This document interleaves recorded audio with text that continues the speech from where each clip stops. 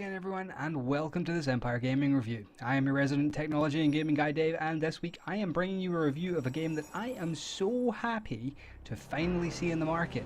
It is a PSVR exclusive leveraging their aim controller in a big way, and it's called Firewall 0 Hour. This game is quite simply a tactical 4v4 virtual first-person shooter, inspired by the likes of Counter-Strike Go and Rainbow Six Siege. It is played in waves of attacking and defending a laptop from the opposing team. Before you can hack or even locate the objective, you must find and disable a firewall, hence the name, and then you can make your move on the laptop to complete the round. Defenders have to stop that from happening, that is all. Depending on your performance, you are awarded experience and crypto, the in-game currency used for unlocking stuff. New operators are added when you reach specific levels, and weapons, peripherals and custom loadouts are similarly unlocked at specific milestones. When you describe it like that, it all sounds very simple, and at its heart, it is that simple. What this game really builds is a sense of tension, and a sensation that, as far as I can tell, is as close to being a counter-terrorist operative as anyone who won't actually pick up an actual gun will achieve. In the minutiae of movement, aiming, and understanding your environment and working with your team, this game excels. If you are going to play this game with the aim controller, and you really should, you will find this peripheral to be excellently suited to the task of adding substance to each round. It's not perfect, and I will cover a little bit more on that shortly. Now, there are a total of 9 maps that this game is played out over, each one with a distinct look, feel and style about it. From the tight corridor-to-corridor combat of a hotel, through to the more open spaces of a dockyard, each space has its nuance. Learning the routes to the firewalls and then the final objective, which can spawn in a few different locations, is the key to being successful. Thankfully, there's both the option of playing a solo or co-op training mode, which pits you against waves of enemies in the map of your choice, allowing you to run through the attack and defense scenarios until you are satisfied that you have enough experience to move on to human control players. Doing this PvE style training still nets you with experience and some crypto, which, whilst not nearly as much as the full-blown rounds give you, still makes it a worthwhile effort.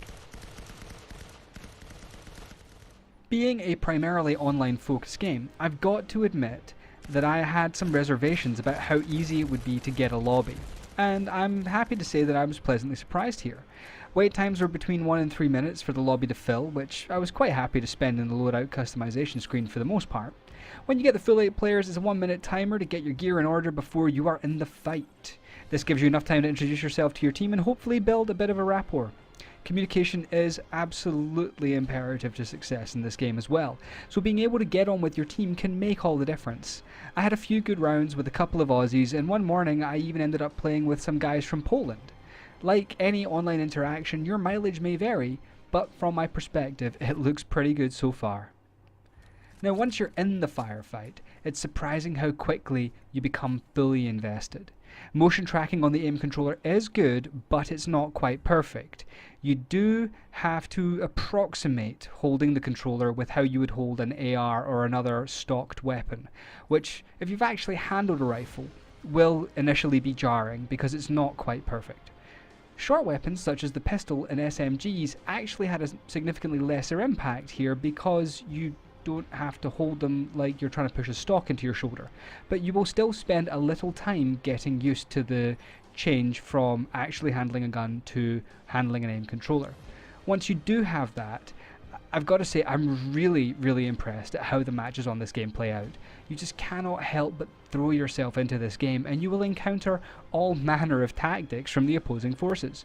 Some guys will rush, some guys will camp the laptop, and others will take up tactical positions at key choke points. Higher level opponents are better geared and probably will have an edge on the map knowledge, but this will come to you too in time.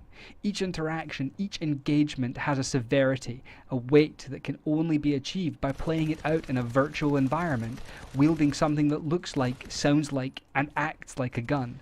It's visceral and it's glorious. Now, my criticisms of this game are as follows. Over enough time spent trying to get a game, you will eventually end up bored in the lobby. That's just reality. Now, there really is only one game mode at this time, the contracts mode. This does need to be expanded upon or risk having players lose interest in the game. Perhaps, a team deathmatch or a King of the Hill style mode would add the variety that will keep players coming back. I would also like to see larger game modes, such as a 6v6 option in the game. I do believe it would add an element of difference and some complexity into the game that is not currently there in the 4v4s. And also, I would absolutely like to see a larger variety of weapons, including things such as a designated marksman rifle and maybe even some 4x optics in the games. As it stands, everything has a very CQB focus. Now, if you have a PlayStation VR and you've been on the fence about getting the aim controller, this is the game that should make the case for you. As long as you're able to find a match, and even though I have had the odd disconnect from lobbies, it's generally not been an issue to get a game, you simply must play this with the aim controller. It is absolutely the best way to experience this game. I'm going to rate this one an 8.8 out of 10.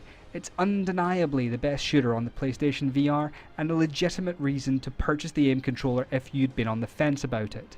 It's not perfect, and if they don't seize upon this initial momentum and deliver a few variations on their current offering, they may lose players.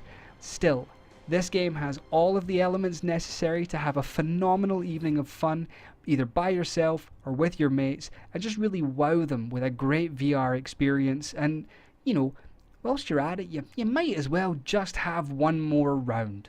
It really has got that vibe to it. Thanks very much for checking this one out. As always, this was Dave. See ya. Oh hey guys, one last thing. Of course, if you like this video, do give it a thumbs up. If you didn't, give it a thumbs down. Please leave us a comment, let us know what we can do to improve this. And if you're not already subscribed to the channel, do hit the subscribe button and the notifications button so you'll be able to see when more technology and gaming reviews come your way from us here at the Empire. Thanks very much. See ya.